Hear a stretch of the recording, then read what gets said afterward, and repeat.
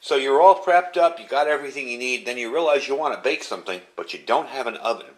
And the power's out and your electric oven isn't going to work. How are you going to manage to bake with it? Well, today I'm going to show you. We're going to look at this Omnia oven. This is the camp oven for your stove. Let's check it out.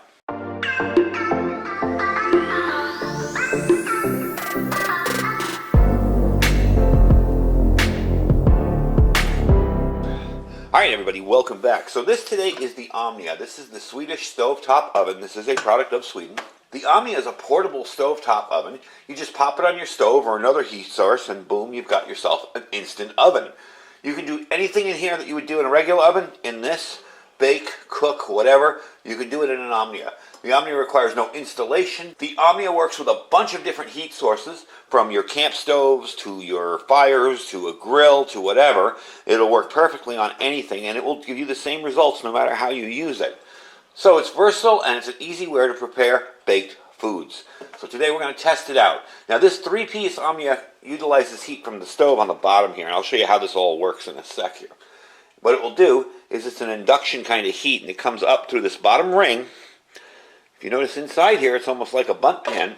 Comes up through this hole, hits the top here, and circulates back down around and bakes your things evenly. Now you'll notice down here there is a ring. This ring is your heat ring. This is what you're going to preheat. You know how if you're reading instructions for a baking mix or something, it says preheat oven to 350. Well, you're going to preheat this on really high for about a minute to 2 minutes, depending.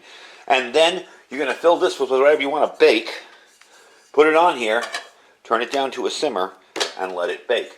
So the diameter of this pan is about 8 inches. The pan will hold about 2 quarts of liquid or solid. It's about 2 3/4 inches with the lid, and without the lid. With the lid, it's about 5.5 inches high. It's super lightweight. This thing is so lightweight. For what it looks like, it looks heavy. For an oven, it's only 1.8 pounds, so almost 2 pounds. Super lightweight though, and to be able to bake with, so that's pretty cool. You guys have seen my other ovens that I've shown here, the propane ones and stuff. Those things aren't lightweight. You've seen the folding Coleman one that folds flat and then opens up into an oven and you stick it on top of a heat source. Again, that's about 5 pounds. So if you're looking for something that you're going to carry with you to bake with, you can use this. I'm thinking more for emergency power outages type stuff, as well as for you RVers out there who live life on the road and you don't have an oven in your RV. Well, there you go. Now you do. Now, there are accessories for this. This is the bare bones kit, all right? This kit runs about $69, the bare bones kit right here. Okay, there are accessories, and I probably will get a few of them, and we'll do some more videos with this, depending on how well it works today, because as you can tell, I have not used it yet. We're going to be using it on video the first time. You can get an oven rack to bake on. So if you want to do like steaks or meats or something in here, you can do that. The oven rack goes around in here and kind of gives you a little bit of space off the bottom, so you get a little more recirculating air, okay? You can do the thermometer. Now, it fits in these holes here, and it will give you an accurate temperature reading. If you're thinking about using, I got this out of my kitchen, if you're thinking about using your kitchen thermometer, 2 reasons it won't work. Number 1, it only goes up to 220, most of them at least. Number 2, it's not going to fit. Could you drill this thing out and make it fit? Yeah, you could, but for what? A temperature that's not going to work? So for today's temperature, I'm going to be using the heat gun. We're going to use this just as it comes out of the package, and I'm just going to use this heat gun to give me a general idea of about how hot it's going to get. Remember, I don't need it to be dead on accurate, just close enough. So one of the nice things that they say about this is it has the same texture when the item is baked in a conventional oven. So one of the things we're going to do today is we're going to make some bannock bread. Now, you'll probably think, why is he making bannock bread? Why not biscuits or something else? Well, bannock bread is a good emergency bread. It requires no yeast. It's really just water, flour, and baking soda, and that's it. And it's very, very easy to prepare. So in an emergency, if you haven't gotten all your yeast, or if your yeast isn't any good, or, in my case, if you don't have 5 hours to let the bread rise, this will work awesome. I have some mixed up here. This is just some onion and garlic bannock bread that I've made. So what we're going to do is I'm going to get the stove out, and I'm going to be using my Bulin stove, that bigger stove, because it simmers really, really nice on low. We're going to be using that to do this today. Back out the camera a little bit so you can see everything. And we're going to get the stove out and set up. We're going to preheat the tray, and we're going to put our stuff in there and see how it works. All right, so you guys remember I reviewed this stove recently. This thing's awesome. It is a huge stove, but it simmers super low, and it can also go really, really high. It boils like, I think we did 3 quarts of water really, really quickly. So what we're going to do with this is I'm going to oil this pan, and I'm just going to use some spray. You can use anything you want, coconut oil, vegetable oil, whatever you want, just to oil it so it doesn't stick. They do make a non-stick silicone insert for this, but you do need to use that grate on the bottom so it's not leaning right on the heat so it won't melt. But it does, it's, you know, it's a non-stick silicone oven safe item to use, so you can use it. So what we're going to do is, the first thing I'm going to do is turn this on, okay? So let me turn on the gas is way off the screen here. We're going to put that up on high. That's about good. I don't want to go too nuts with it. Put it up on high, and we're going to spray this out. I just want that to start baking things when you put it on there. Okay. You see me spraying in here.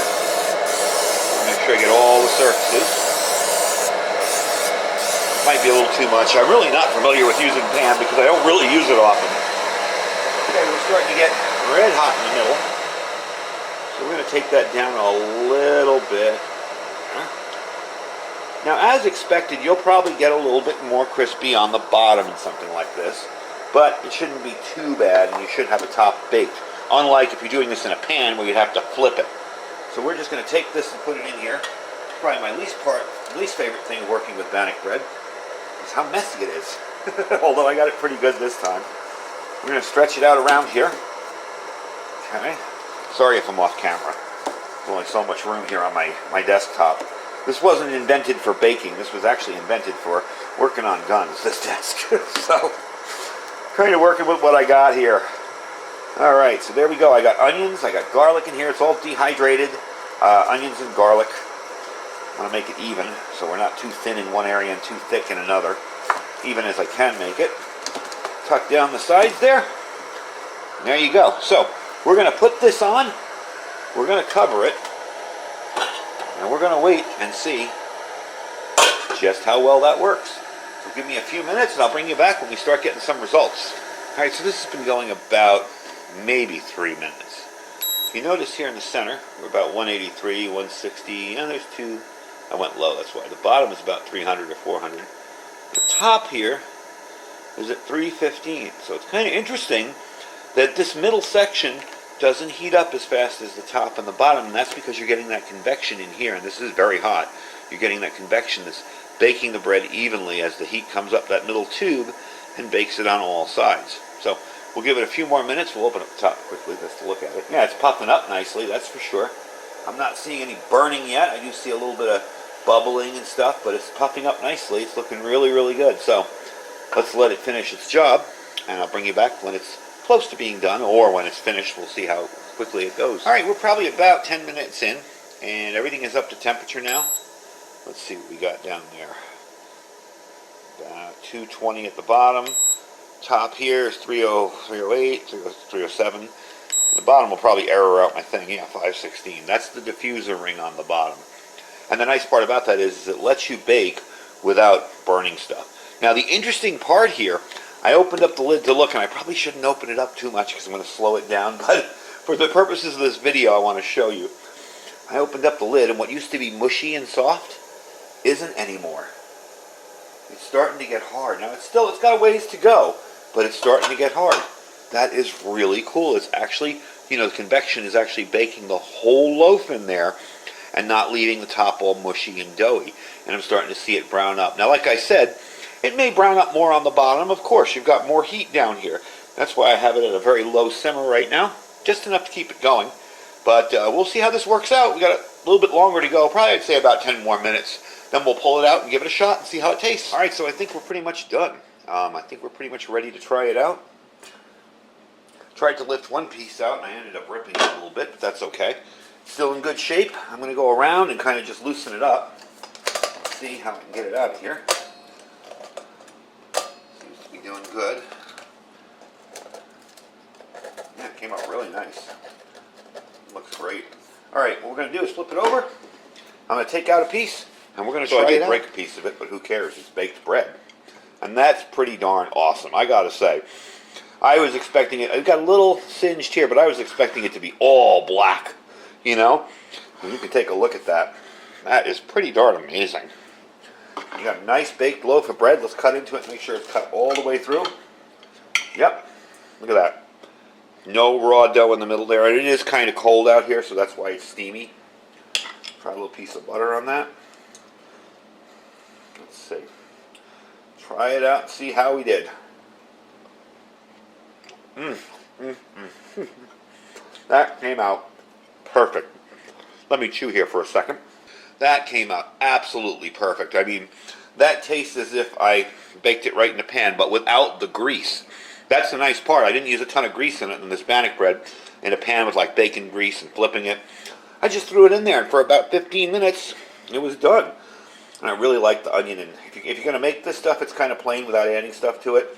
So I put a little onion and garlic freeze-dried. You can almost see them in there. Little pieces of onion and garlic. Not too hard or anything. So it definitely did its job. All right. Let me move everything up here and clean up a little bit. Let me see how this is. This being aluminum is, wow, yeah, that's actually, I can pick that up now. And I've only had it off for maybe 5 minutes, if that. That's pretty cool. So it's an easy thing to pick up and carry with you quickly, too. So let me clean everything up here, and we'll wrap it up. And I'll tell you the information on it and where you can pick one up. So it cleaned up very, very easily. This, of course, will get, heat tarnished, and that's no big deal. Don't care about that. This thing washed up really, really easy. Just a little piece of, a few stains from the stuff on there, but cleaned up nice and easy. And the top really wasn't all that dirty to begin with. It really just reflects the heat. Had a little bit of grease on it from, using the Pam spray. But all in all, I gotta say, I'm impressed. It actually came out really good. As you can tell, I had a nice big piece of that. That'll be my breakfast for today. That thing was really, really good. Very easy to use. Now, in the future, I want to do some other stuff in this, and we're going to try it out with some, like biscuits, like the Pillsbury-type pre-made biscuits that you roll up into croissants and stuff. I want to try it out with that. I also want to bake some real bread with it and actually let it rise. But I wanted to try this out quickly, and I didn't want to wait 5 hours for the dough to rise with yeast in it and all that. So I figured we're going to do it this way just to start with. And I got to say, I'm impressed. It came out amazing. I'll probably use that for dinner because I plan on making spaghetti and meatballs, and that'll be my garlic bread. But definitely worked great. Cooked all the way through, and that's a fairly thick piece of bread, too. You can tell. That's a fairly thick piece of bread, and it's all fully cooked through. One of the things I did use my thermometer for was when I lifted it up, I poked it in there just to see how hot it was inside. Once it got to about 140 inside, I knew I was good. It was pretty well cooked. So, all in all, well, it looks like it works great. Very simple to store. You'll simply just put this all back together again. I'm not exactly sure how it went. Let's see. There we go. And that's it. Now, it does come with a nice little storage case. Let me get this out of the way quickly here. It does come with a nice little case for it. You can buy an upgraded case, kind of like the Brulin stove. It looks like this for that. But it comes with a decent, for my uses, that's more than enough. That'll be just fine. And I like the fact that you can bake with this during a power outage or emergency or anything, or while you're out in the woods, just hanging out and camping. You don't have to bring some kind of portable oven with you or anything like that. You'll just throw your stuff in there and bake it. You can also cook in this too if you wanted to do a whole thing of vegetables in it with some garlic and onions and some salt, pepper. Do a whole thing of vegetables in there, and it would come out really cool too. So I am going to pick up some of the accessories for this, and we are going to try it again, probably in a couple weeks. I figure give it a couple weeks to let you guys learn about it. And then if you guys have used this and you have any tips or recipes on it, feel free to leave them in the comments below. If you have any questions, leave them down there as well. I will put a link down below where you can pick it up. The base model stove here is $69, so it's not super cheap. But as you can see, it does perform. It does what it's supposed to do. I was kind of skeptical. Honestly, I thought when I pulled that bannock bread out, it was going to be all black on the bottom and burned. But this little ring here, this stainless steel ring, does a really good job of diffusing the heat. And it is fairly thick. This is probably the heaviest thing in there. So it definitely does its job diffusing the heat. So I am impressed. One of the things I do want to get is the thermometer. And I also want to get the silicone cooking thing inside there. They also have a silicone muffin pan.